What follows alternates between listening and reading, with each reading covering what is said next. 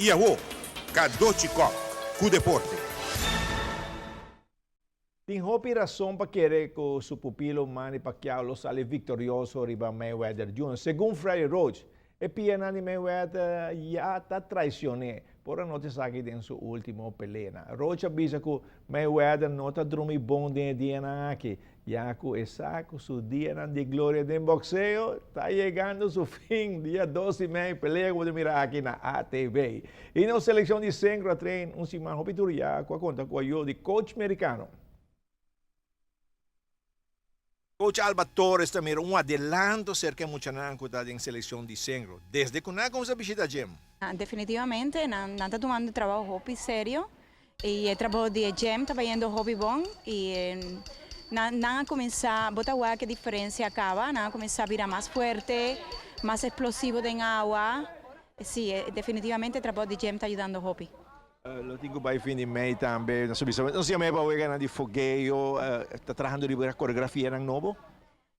Já, nós temos Lori que abim para semana. Durante a semana aqui, Lori ajuda-nos a review a rotina por completo, por a rotina técnica que me será review, pues está uma rotina completamente nova. Nós acaba o trabalho aí, agora nós temos que seguir trabalhando com a limpeza da rotina.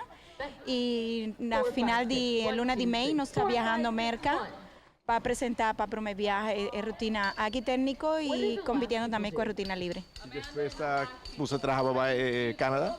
Já, de dia 4 de junho nós temos a seleção final para Canadá. Com 3 atletas mais que estão vindo de afora. Nós temos 2 atletas na Holanda que estão chegando fim de maio e um atleta na América que está chegando começamento de maio. E nós lo traja junto, dia 4 de maio, 4 de junho, nos lo hace seleção final. O papai chega na Canadá, lo tem rotina novo, meninos, tu bisa? Sim, é rotina nova, é rotina técnico. Sim, com diferença. Nós vai em México com 2 rotinas, técnico e free. Nós cambia a rotina técnico por completo, e essa aqui é a rotina que nós está completamente novo. E a rotina free sim também é coisa. E está mirando, toque, tem caminho que mira a rotina chega? Sim, a rotina está clara, acaba, está aqui, nós temos que trabalhar arriba a limpeza e a rotina está completamente clara, acaba. Competir solamente não sigo competir e escuchar a opinião de judges, não.